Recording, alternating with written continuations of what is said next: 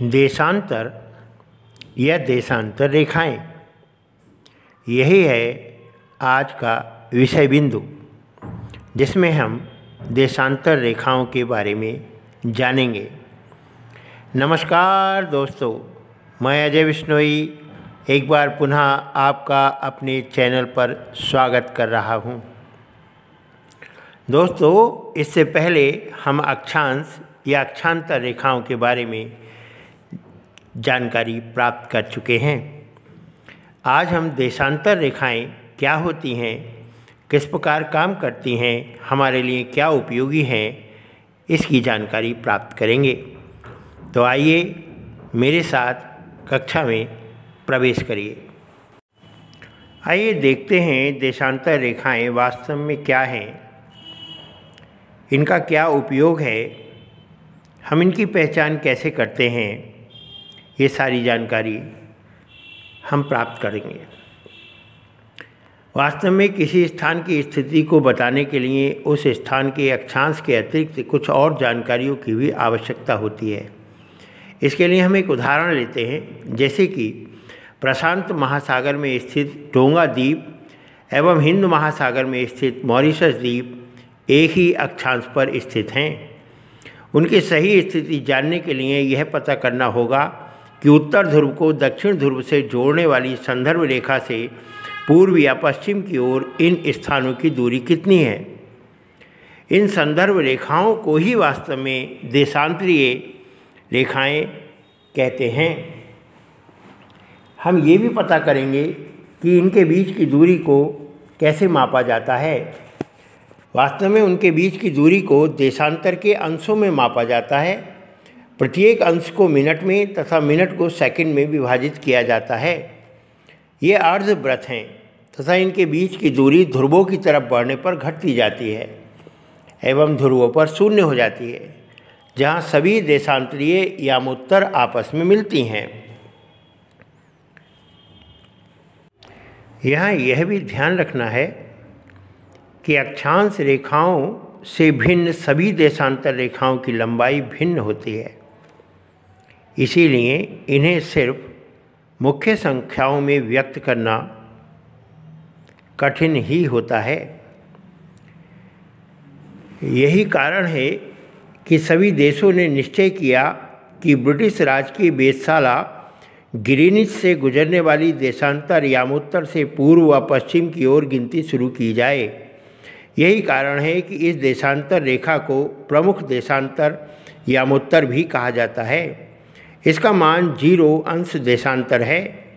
इसे हम 180 पूर्व या 180 अंश पश्चिम तक गणना कर सकते हैं। दोस्तों, यही कारण है कि अलग अलग देशों में समय अलग होता है। दोस्तों, आपके मन में कभी कभी ये विचार आता होगा कि जब हमारे यहाँ कोई समय होता है तो यूरोप के किसी देश में समय में अंतर क्यों होता है। अर्थात हमारे यहाँ यदि शाम हो रही होती है तो कहीं पर दोपहर होती है। इसका कारण है क्योंकि भारत ग्रीनिच के पूर्व 82 अंश में स्थित है तथा भारत का समय लंदन से 5 घंटे 30 मिनट आगे है। क्योंकि देशांतर के प्रत्येक अंश में 4 मिनट का अंतर होता है, इसलिए जब लंदन में दोपहर के 12 बजते हैं तब भारत में शाम के 5:30 बजते हैं। ध्यान रहे कि अक्षांशों, रेखाओं एवं देशांतरीय यामोत्तरों का जाल ही ग्रिड कहलाता है। यह भी ध्यान रहे कि देशांतरों के बीच की दूरी ध्रुवों की तरफ घटती जाती है। ग्रीनिच पर स्थित प्रमुख यामोत्तर पर सूर्य जिस समय आकाश के सबसे ऊंचे बिंदु पर होगा, उस समय यामोत्तर पर स्थित सभी स्थानों पर दोपहर होगी। चूँकि पृथ्वी पश्चिम से पूर्व की ओर चक्कर लगाती है, अतः वे स्थान जो ग्रीनिच के पूर्व में हैं उनका समय ग्रीनिच समय से आगे होगा तथा जो पश्चिम में है उनका समय पीछे होगा। समय के अंतर की दर की गणना निम्नलिखित विधि से की जा सकती है। पृथ्वी लगभग 24 घंटे में अपने अक्ष पर 360 डिग्री घूम जाती है अर्थात वह 1 घंटे में 15 डिग्री एवं 4 मिनट में 1 डिग्री घूमती है। इस प्रकार जब ग्रीनिच में दोपहर के 12 बजते हैं तब ग्रीनिच से 15 डिग्री पूर्व में समय होगा 15 गुणा 4 बराबर 60 मिनट, अर्थात ग्रीनिच के समय से 1 घंटा आगे, अर्थात वहाँ दोपहर का 1 बजा होगा। लेकिन ग्रीनिच से 15 डिग्री पश्चिम का समय ग्रीनिच समय से 1 घंटा पीछे होगा, यानी वहाँ सुबह के 11 बजे होंगे। इसी प्रकार जब ग्रीनिच पर दोपहर के 12 बजे होंगे उस समय 180 डिग्री पर मध्य रात्रि होगी। किसी भी स्थान पर जब सूर्य आकाश में अपने उच्चतम बिंदु पर होता है दोपहर में, उस समय घड़ी में दिन के 12 बजते हैं। इस प्रकार घड़ी के द्वारा दिखाया गया समय उस स्थान का स्थानीय समय होगा। आप देख सकते हैं कि दिए गए देशांतरीय यामोत्तर पर सभी स्थानों पर का स्थानीय मान समान। समय को मापने का सबसे अच्छा साधन पृथ्वी, चंद्रमा एवं ग्रहों की गति है।